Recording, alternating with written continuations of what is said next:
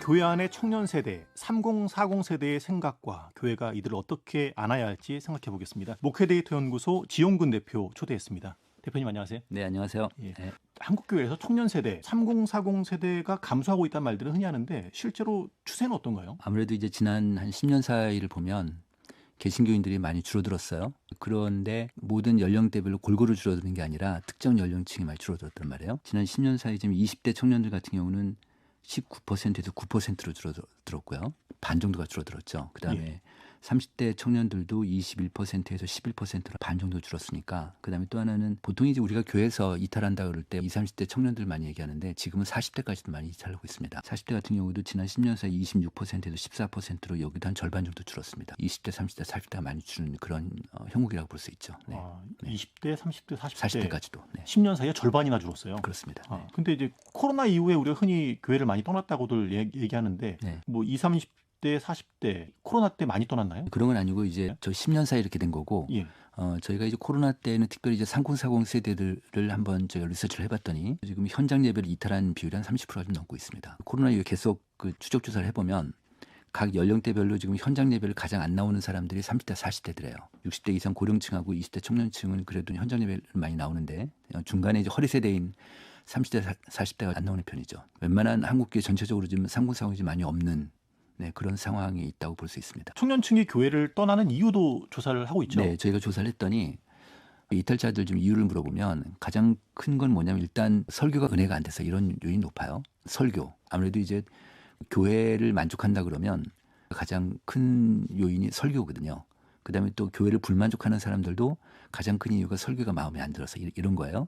그러니까 설교가 그만큼 중요하다는 거죠. 문제는 뭐냐면 예전에는 이런 데이터들이 안 나왔는데 이번에 조사를 해보니까 교회를 떠나는 이유 중에 하나가 교회 문화가 권위주의적이고 비민주적이다 이런 응답이 두 번째로 높게 나온 거예요. 이건 되게 특이했습니다. 왜냐하면 이제 과거부터도 이런 인식들이 있었지만 수치적으로 이렇게 높게 나타나지 않는데 이번에 쑥 올라온 거예요. 이런 걸 보면 이제는 교회 문화 자체도 이제 20, 30대 층들이 그 기존 기성세대의 어떤 권위주의적인 수직적인 문화에 대해 굉장히 좀 힘들어하는 것들이 숫자로 이제 나왔다고 볼 수 있습니다. 그다음에 또 하나는 이제 교회 문화뿐 아니라 교인들의 비도덕적인 모습이나 다른 교인들의 갈등 또 하나는 특히 20대 청년층 같은 경우는요. 교회 이념적 분위기 때문에 이탈하는 비율도 좀 높게 나오고 있습니다. 이념적이라는 거 이제 어느 한쪽에서 뭐 극우라든지 국자라든지 이런 분위기가 있지 않습니까? 이런 것들이 이제 교회 리더들이 많이 요구를 하고 주장을 한다고 하면 그런 분위기에서는 20, 30대 청년들이 되게 힘들어하는 거죠. 네. 그런데 30대와 40대가 10년 사이에 절반으로 줄어들었다고 하면 이 연령대는 자녀들이 있는 세대들이잖아요. 그렇죠. 교회 학교도 변화가 크겠네요. 지금은 이제 가족 종교화 시대라고 그래가지고요. 교회 학교 학생들 중에서 부모가 교회 안 다니는 사람이 있을까요? 거의 없을 거예요. 지금 저희 데이터상으로는 한 10% 정도만 양부모가 교회를 안 다니는 아이들이에요. 이렇게 보니까 지금 모든 교회들마다 30, 40대가 많은 교회들 있잖아요. 그런 교회는 교회 학교가 바글바글해요. 그리고 30, 40대가 없는 교회는 교회 학교가 아이들이 썰렁하죠. 이 30, 40대가 되게 특이한 이유가 뭐냐면 30, 40대가 많이 있는 교회들은 30, 40대가 더 와요. 그러니까 수평이동이 됐든 뭐 아니면 새신자가 됐든 이렇게 많이 오는데 30, 40대가 없는 교회들은 있는 30, 40대를 다른 교회로 떠나버리는 그런 현상이 나타나고 있습니다. 네. 예. 3040 세대 이들의 특징이 있을까요? 일단 전 세대 중에서 3040들이 신앙 수준이 가장 떨어져 있습니다. 신앙 수준이 예를 들면 지금 30, 40대 같은 경우는 한 30% 정도가 어떤 상태냐면 하나님을 믿는데 예수님을 잘 모르겠다. 어떤 구원의 확신도 없고 이런 사람들이 한 10명 중에 3명 가까이 됩니다. 이게 전 세대 중에 가장 높아요. 그다음에 또 하나는 이러다 보니까 교회에 대한 만족도가 떨어져 있어요. 그다음에 또 하나는 이제 그 가난 성도라고 그러죠. 모든 연령대 중에서 30, 40대가 가장 높습니다. 이들한테 또 특징 중에 하나 뭐냐면 만약에 기혼자라고 하면 이제 육아를 해야 되잖아요. 요즘은 한 명을 낳고 키우더라도 보통 이제 아빠들도 육아를 같이 하고 가사노동 같이 하잖아요. 그러다 보니까 한 명 갖고도 어쩔 줄을 몰라 하는 경우가 많아요. 그만큼 이제 직장에 대한 스트레스도 심할 것이고 그다음에 가사나 육아 노동도 심한데 굉장히 본인한테 큰 힘듦으로 다가오는데 이런 것들이 이런 힘듦이 신앙적으로 부정적인 영향을 끼친다고 조사가 됐어요. 네. 그리고 또 하나는 한 가지 더 특이한 건 뭐냐면 이 한 50대 넘어가면요. 50대 넘어가면은 신앙생활에 가장 영향을 주는 사람이 누구냐 그러면 목사님이에요. 예. 그런데 이들은 목사님이 아니에요. 그럼 누구죠? 자기 배우자, 부모. 네, 그러니까 그 가족에 대한 영향도가 큽니다. 이 사람들은. 예. 네, 그렇습니다.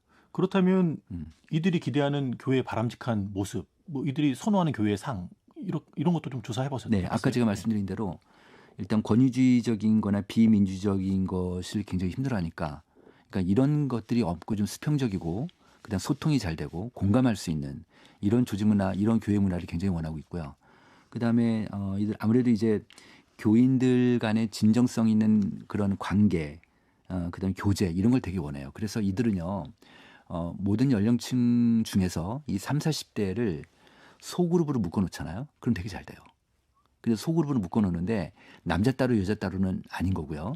이들은 보통 기혼자들 같은 경우 가족 단위로 움직여요. 보통은요. 가족 단위로 움직이니까 소그룹을 가족 단위로 묶어놓는 거예요. 그럼 거기서 굉장히 자기네끼리 왜냐하면 이들은 50대, 60대하고 잘 못 어울리기 때문에 자기네들끼리 이제 그 소그룹을 묶어놓으니까 자기네끼리 아주 잘 그 활성화되고 그다음 다른 사람도 같이 또 이렇게 오게 하고 뭐 이런 현상들을 좀 보이고 있습니다. 그래서 많은 교회들이 3, 40대만 별도로 교구화를 시킨다든지 소그룹을 묶어놓고 그렇게 지금 하는 교회들이 좀 점점 많아지고 있습니다. 네. 예. 코로나 이후에 이제 예배 형태가 많이 바뀌었잖아요. 네. 온라인 예배도 많이 네, 드리고요. 네. 또 한편으로 아까 이제 청년들 3040 세대가 자녀 양육 때문에 힘들면 가사가 힘들면 교회 나오기 어렵다라고 호소하는 신앙이 예, 약해지니까. 그런 네. 얘기도 하셨는데 예배 시간에 대한 생각도 있을 거고요. 네. 어, 설교 전하는 방식, 메시지 선포 방식이나 네.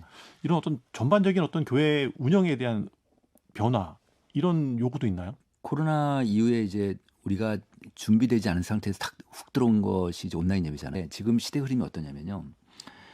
온라인에 대한 인식이래요. 그러니까 저희가 이제 일반 성도들한테 물어봤어요.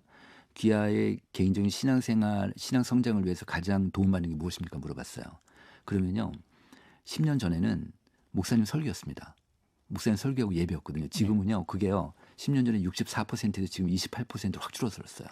한 10년 사이에 이렇게 확 줄은 거예요. 예. 그럼 사이에 뭐가 이제 그러면 이제 증가됐냐면 가족이 올라갔어요. 가족이 한 9에서 한 20%로 올랐고요.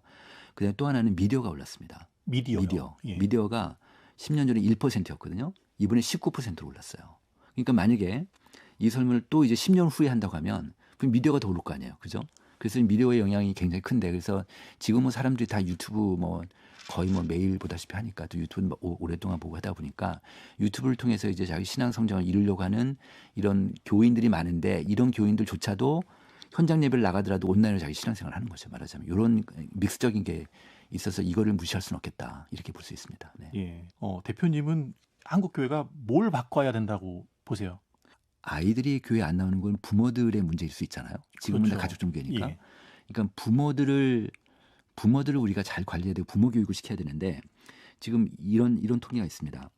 지난 10년 사이에 우리나라 초중학생들, 일반 학생들, 초중학생들이 교회 밖의 아이들이 19%가 감소했거든요. 근데 주일 학교는 37%가 감소했어요. 그러니까 딱 2배 차이 나죠. 다시 얘기하면 지난 10년 사이에 일반 아이들이 감소된 것보다는 교회가 감소된 게 더 커요.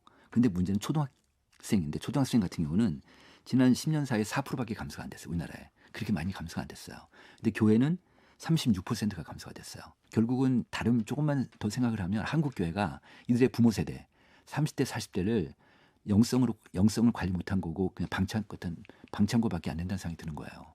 그러니까 그 문제가 있으니까 그만큼 이제 앞으로는 부모 세대를 어떻게 그러니까 다음 세대를 우리가 건드리려면 반드시 부모를 건드려서는 안 된다. 부모를 공략해야 된다. 그러니까 부모를 교육시키고 부모를 통해서 그러니까 학생과 부모와 교회 이 삼者관계에서 해결하지 않으면 안 되겠다 이런 생각이 좀 들죠. 예. 네.